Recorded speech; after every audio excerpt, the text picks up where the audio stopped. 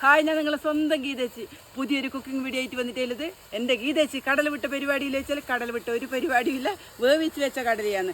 ഇനി കടല വേവിക്കുന്നത് കാണിക്കാൻ ഞാൻ ഗീതേച്ചി വെച്ചാൽ പച്ച മടൽ കൊത്തിരിഞ്ഞ ചന്തി കടിക്കും. ഞാൻ കടല വേവിക്കുന്ന വീഡിയോ ആരും ചോദിച്ചിട്ടുണ്ടെങ്കിൽ നമുക്ക് അടുപ്പത്ത് സ്ഥിരം പാത്രം വെച്ചിട്ടുണ്ട് കേട്ടോ.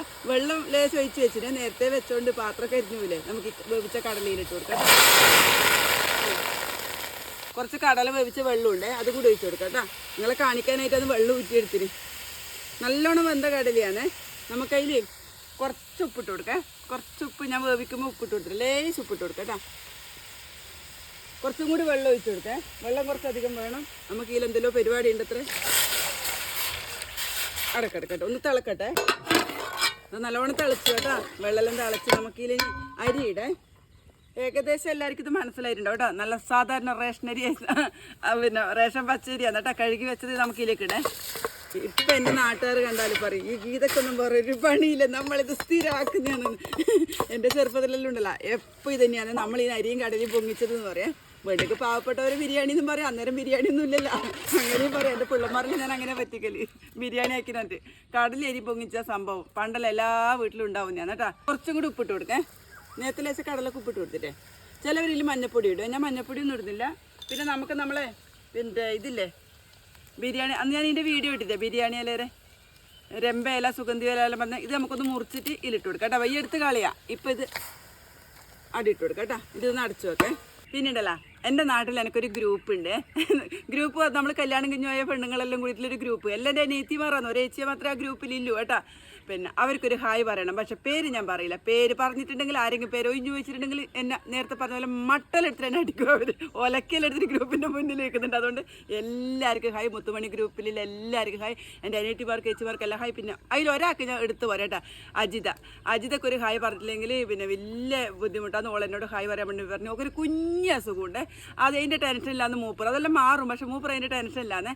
അതെല്ലാം വേഗം മാറി. അടുത്ത പ്രാവശ്യം പയറ് പോലെ നമ്മളെല്ലാവരും തെയ്യം കാണാൻ പോകുന്ന ഞാൻ അവളോട് പണ്ടേ പറഞ്ഞാണ്. ഓള് നല്ലോണം പാട്ടും പാടും. പക്ഷെ ഇതെല്ലാം മറന്നൊരാൾ നെഗറ്റീവ് അടിച്ചിരിക്കുന്നു. നമുക്ക് പോസിറ്റീവ് എനർജി കൊടുക്കേണ്ട ആൾക്ക് എന്നാ ഓക്കും എൻ്റെ ഗ്രൂപ്പിനും എല്ലാവർക്കും ഹായ് പറയണം കേട്ടോ. നല്ലോണം തിളച്ചോട്ടോ. അരി വേവാൻ കുറച്ച് സമയം പിടിക്കേ. ഈ ഇലയിടുന്നത് ഭയങ്കര മണമായിരിക്കും കേട്ടോ. ഈ ഇലയിട്ടാൽ നല്ല നെയ്ച്ചോറ് റൈസ് പോലെ ഉണ്ടാവും. അതുകൊണ്ടാണ് ഇടുന്നത് കേട്ടോ. ഇത് ഏകദേശം വെന്ത് വന്നേ. ലേശം കൂടി വെള്ളമുണ്ട്. നിങ്ങൾ ആക്കലുണ്ടോ ഇങ്ങനെ? പണ്ടത്തെ നമ്മളെ നാട്ടിലെ ദേശീയ ഭക്ഷണമാണ് കേട്ടോ കടലേരി പൊങ്ങിച്ചത്. ഭയങ്കര ടേസ്റ്റാണ് കേട്ടോ. എനിക്ക് ഒരുപാട് തരം വെറൈറ്റി ഫുഡെല്ലാം നിങ്ങളെ കാണിക്കണമെന്നുണ്ട് കേട്ടോ. പിന്നെ ചിക്കനും മീനും അതും ഇതെല്ലാം ആക്കുന്നത്. പക്ഷെ അതെല്ലാം മേടിച്ചു കൊണ്ടുവരുന്ന സമയത്ത് ഇവിടെ എൻ്റെ മക്കളുണ്ടാവില്ല. വീഡിയോ എടുക്കണമെങ്കിൽ അവർ വേണ്ടേ അല്ലേ? നല്ല പാകത്തിന് വെന്ത് വന്നിട്ടുണ്ട് കേട്ടോ. നമുക്കിത് വാങ്ങേ.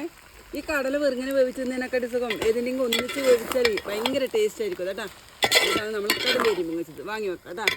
നിങ്ങളിപ്പം കല്ലകി വെച്ചാൽ തലയെ കെട്ടി തോർത്തെല്ലാം കൊടുത്തു. അതെല്ലാം നേരത്തെ കഴിച്ചു വെച്ചോട്ടാ.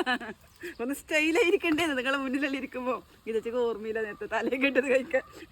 ഇനി നമുക്ക് വറവിൻ്റെ പാത്രം വെക്കേ.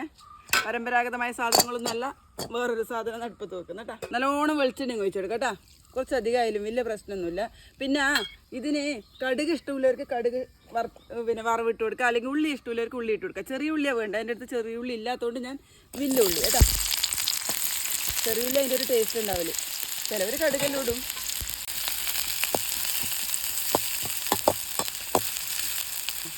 ഉള്ളി മൂത്ത് വന്നിട്ടുണ്ട്. നമുക്കത് ഉണക്ക് മുളകില്ല കേട്ടോ. നല്ല ബ്രൗൺ കളറാവണം. ഇനി കറിവേപ്പിലിട കേട്ടോ.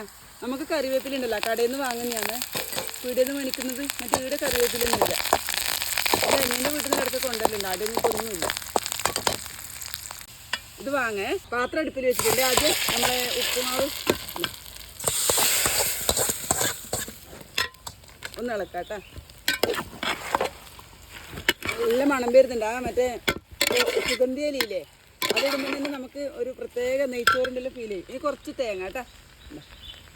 കുറച്ച് തേങ്ങ ഞാൻ ഇടുന്നില്ല, ഇഷ്ടംപോലെ ഇല്ല അവർക്ക് ഇടാം കേട്ടോ. ഇവിടെ പിന്നെ തേങ്ങക്കെല്ലാം കുറച്ച് ബുദ്ധിമുട്ടാണ്, കടയിൽ നിന്നെല്ലാം വാങ്ങുന്നതാണ്.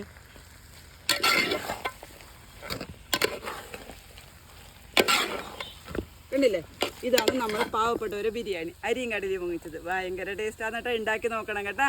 എന്നാൽ നാളെ കുഞ്ഞു വീഡിയോ ഗീതച്ച് പിന്നെയും വരാം. എല്ലാവരും സബ് ചെയ്യണേ.